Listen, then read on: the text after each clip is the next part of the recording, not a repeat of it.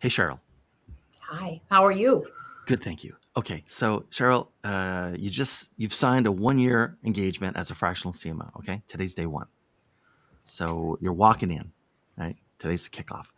What is the first thing or first problem you go looking for, or like the first big thing you start to tackle, even if the customer doesn't really understand that should be the first thing? And also maybe tell the audience a little bit about yourself. Sure. Well, the first thing I do is we need to get clarity as to what the actual marketing programs are within this organization. We need to get a better idea on their strategy and what they're doing, and really look at a variety of projects that they've done, just a real analysis and an audit of what they look like online, so that we walk in with information that is beneficial to them, that they can see things. We also take the emotion out of it. So those are some of the first things I do even before I walk through the door. Right. And then when I start talking to them, we start having collaborative discussions with all the key stakeholders within that organization. I want clarification on the organization's goals, what their priorities are, as well as their areas of opportunity. And so there's a lot of conversation, a lot of things that are put together, as well as expectations on my side and their side on there. So as far as information about me, I'm Cheryl Ohern with spinmarket.com. We are a full service digital marketing agency, and I also work as a fractional CMO for companies across the United States, whether it be on site or as a just a online individual to help them out. And I've been doing this work for over 30 years. I started out in the very basic marketing that was going on, where it was all print and radio and TV, and it progressed into the digital world, and worked very strategically with clients to understand digital and to embrace digital, because there's a lot Right. of people that are still worried about it. Okay, and hi, Lauri. Uh, Hi, how are you doing? okay, good, thank you. So, Lauri, same question. Like you, 1 year engagement. Today's day one.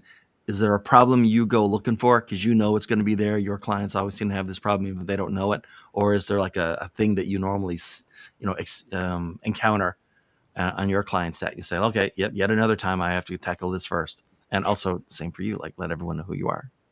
Yes. So my typical clients are C-level executives. I'm usually dealing with the CEO or the chief revenue Hmm. officer, the CRO, and small to mid-sized businesses. They typically don't understand marketing, and they tend to these mid-sized organizations, small to mid-sized businesses, tend to jump on the trend bandwagon, hiring digital or social media agencies, expecting results, and they have no one to manage it. The CEO is typically very busy. They're not getting sales traction. They're frustrated. They turn to IT or finance, trying to understand what's going on, and they're looking for solutions. So typically, I will go in and try to figure out why the programs aren't working. I have a whole process in terms of discovery and trying to figure out what their goals are, and then trying to build the marketing out from there, whether they have an existing marketing organization or they have partners that aren't working. I have partners I work with as a fractional CMO. So that's typically what I see. It's almost like spaghetti on the wall approach, and they're trying to do something, but they're not seeing results. Right. And let's switch from the CMO to the CEO for a second. Mm-hmm. So I'm the CEO. It was either my decision or the ELT's decision or the board's decision to contract with a fractional CMO for a year. Okay, Mm-hmm. first time I've ever worked with a fractional CMO. How am I or how is my company going to get maximum value out of that fractional CMO? Or how does a company typically waste the money that they spend on a fractional CMO? Lauri. Okay.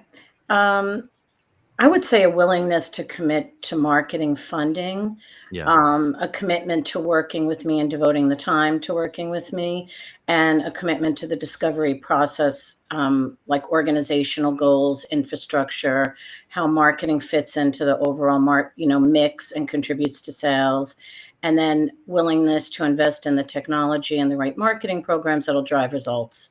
No more spaghetti on the wall approach. So, that's typically, how they would get maximum value out of working with me. And Cheryl, how about you? How do they Totally get agree. max value, or how do they waste the money? How Well, do they commit exactly. to it and then not take full advantage? Exactly on there. So, as Lauri said, the spaghetti on the wall mentality, they're just throwing it up against the wall and hoping it sticks. I use that analogy all the time. So I love hearing you say that, Lauri. But, they need to understand define the goals and expectations.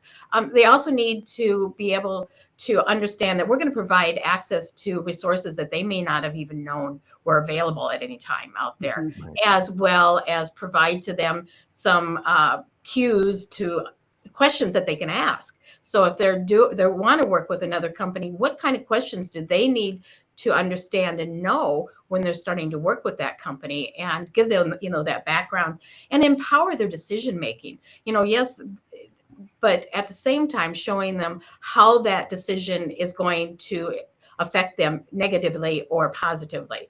They may have expectations that in 30 days they're going to see a digital campaign work. And you need to understand, no, if it's a branding campaign, it's going to be going 6 months, 9 months, 12 months before you're going to maybe even see anything. Again, understanding what's a call to action and a branding situation, and understanding as well as how we want to integrate the team internally, from the CEO all the way through their marketing as well as their sales. I mean, it's a team effort within the organization. Who's answering the phones and all the way through. Well, let's talk about the team then, right? You're walking in and there's an existing marketing team, right? Junior people, mid-level folks, probably little or no management layer and no leadership layer, obviously, because they'd have a CMO if they had a leadership layer, right? What's sort of like the thing you try to be aware of, or the first thing you try to do when you're now like moving into an existing team and you're the outsider? Yeah. Well, there's several key lessons that we need to keep in mind when you're navigating that kind of dynamic environment effectively. So we need to understand, first of all, the dynamics of the organization. What's the existing team dynamics? What are the roles? What are the responsibilities? What's the relationship?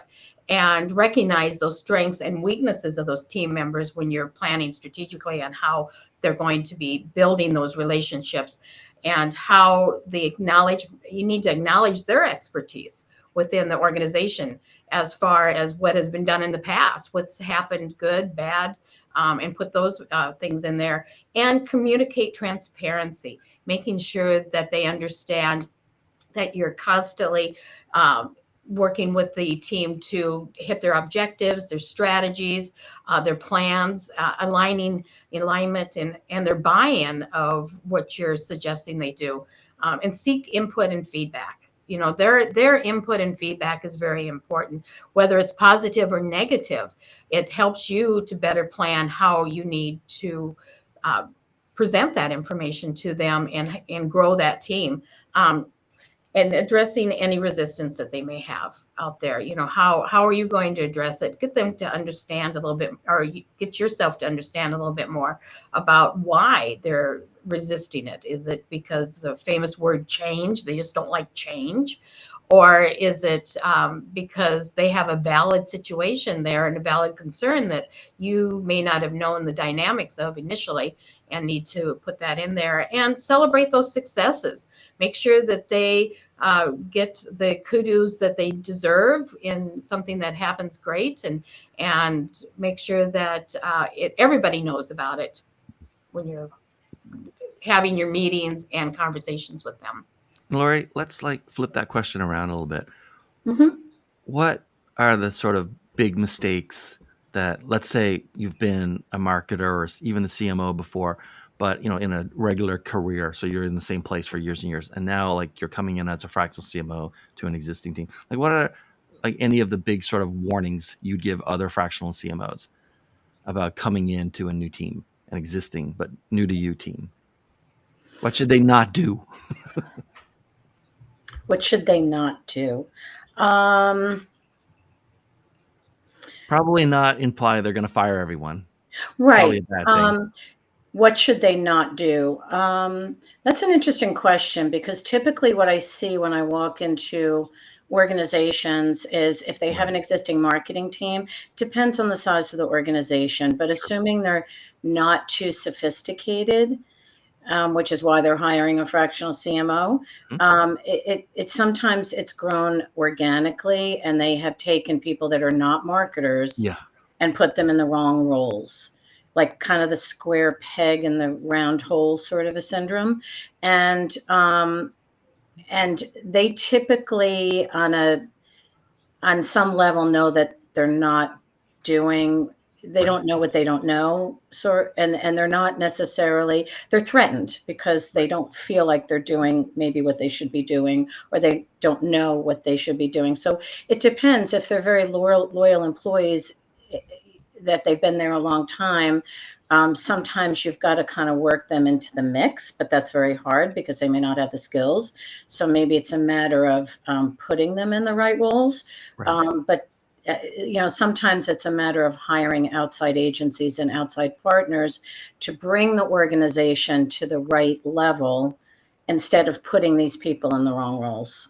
Well, I'm in favor of that, obviously, since I Right. am an outside partner. Right. And those But people can learn to manage things yeah, if they're good managers instead of actually doing the work. what you were just saying reminded me of a conversation. I was writing a cold email sequence for an ad agency down in Orlando, and they specialize in sort of manufacturing, specialty manufacturing, industrial tech kind of companies.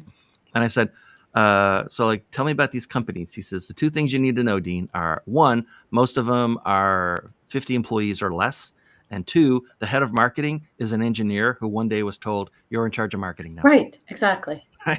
That's it. That's it. Come up in market. No, you're in charge of marketing. We need someone in marketing. You're going to add this. And like next thing, 3 years in, they're like, why am I even here? Right. Okay. And Fair they're enough. and they may be doing technical Yeah. documentation or something very technical, but not broadcasting it out. The other biggest thing that happens is their social media, they do great work on their personal Facebook page. Right. So then we're going to put them in charge of all our marketing, and you're just going. Or maybe they've learned the tool or the tools, right. but not the fundamentals about why we use that tool or right. what that tool is really supposed to do, right? Or maybe it's not integrated with the other tools in the marketing stack, and you're not reporting it to the right people to take action. Yeah. All right. So let's, now that we've, beat up on this fictitious person, let's be more generous and let's flip over. So here's a scenario.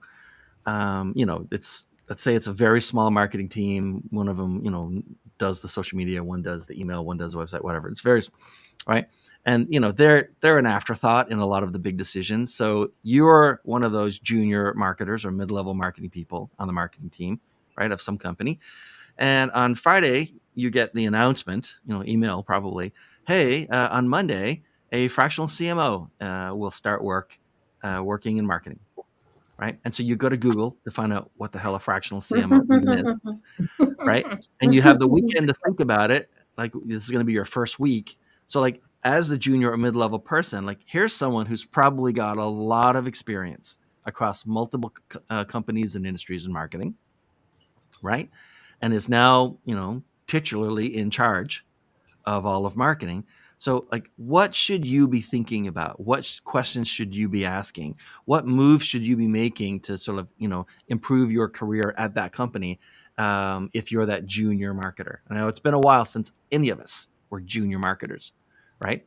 But like put yourself in that person's shoes. Like, what should you do? What should you ask to talk about? What should you try to show them? What should you try to, get from them? We'll start with Lauri. Okay.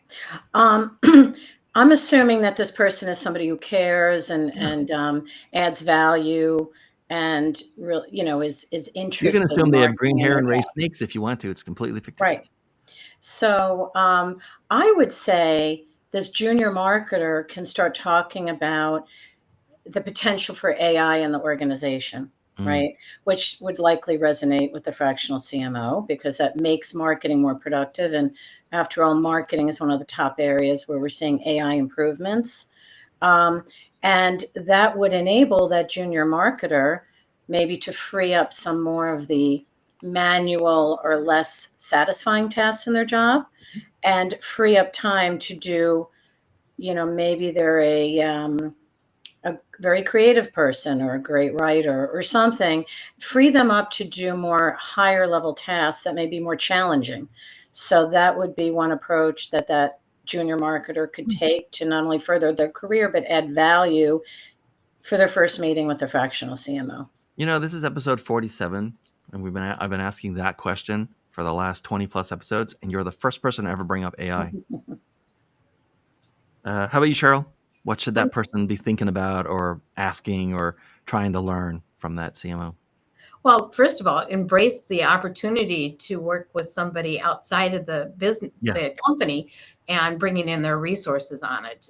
Understanding that they've worked with a lot of different companies in a lot of different settings, and that history and that information really can be a huge benefit.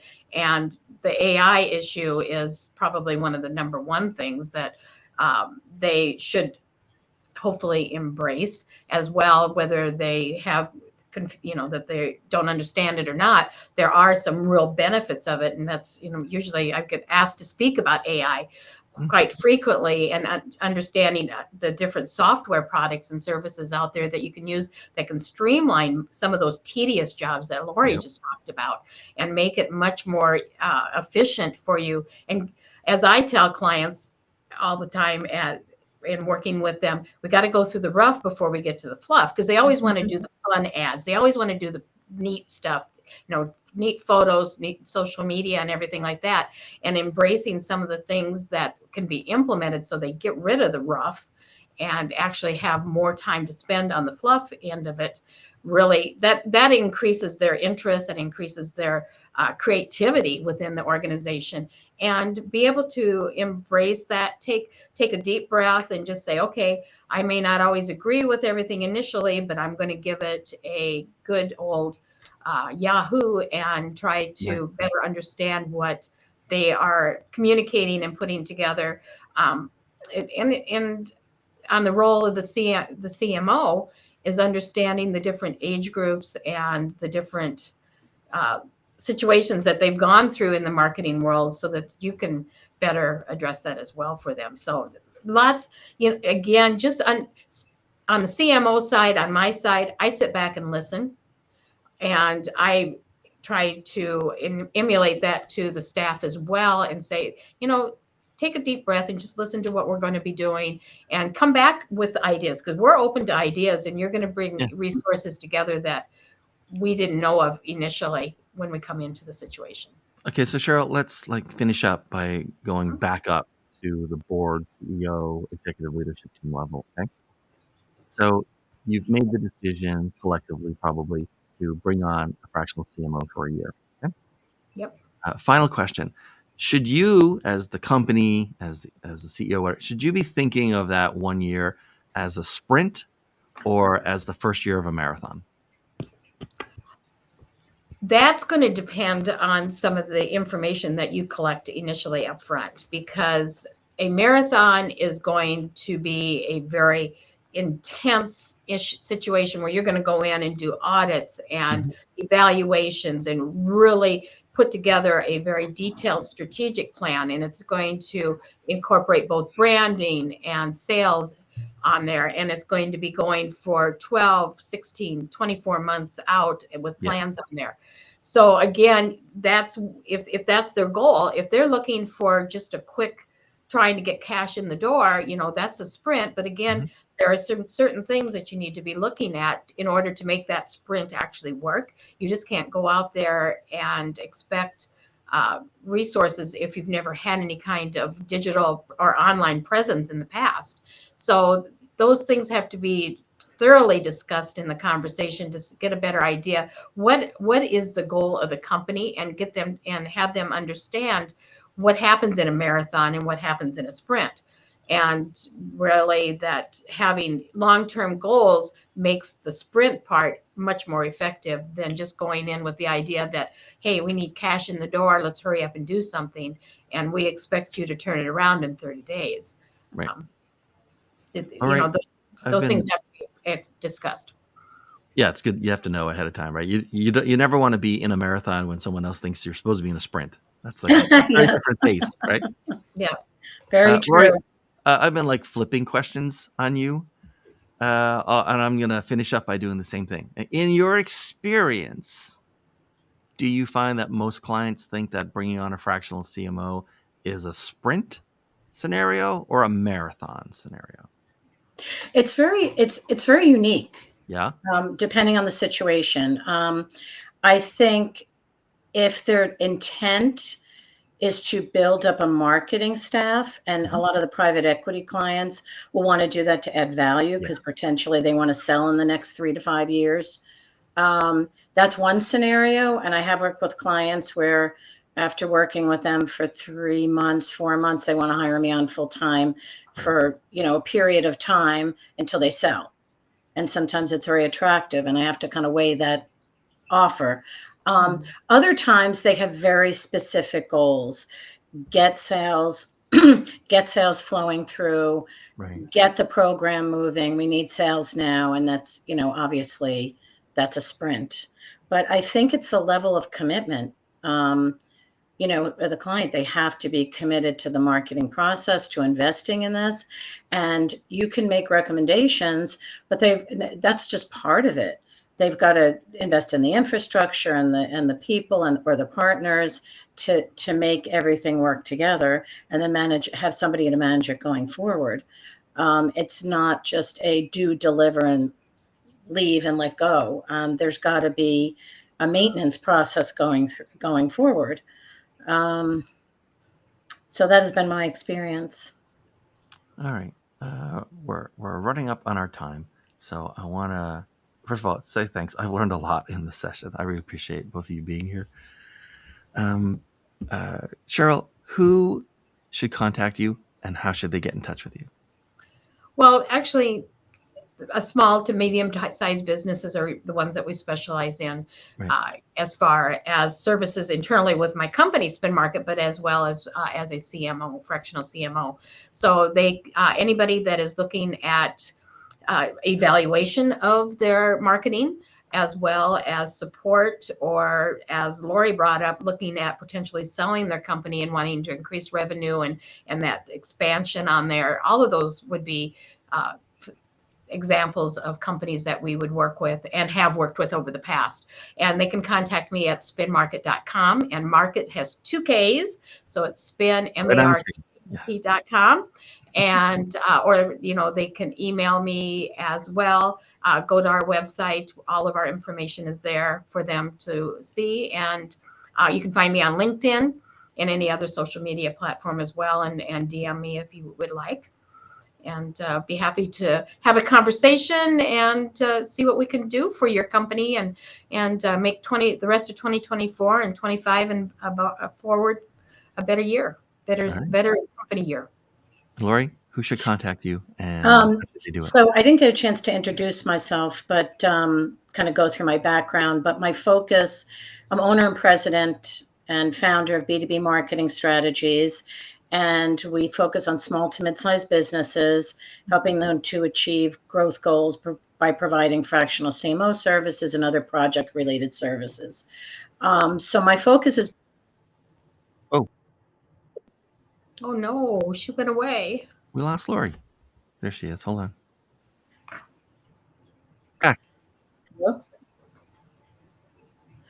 Are you there? Yeah. So you were saying your focus is...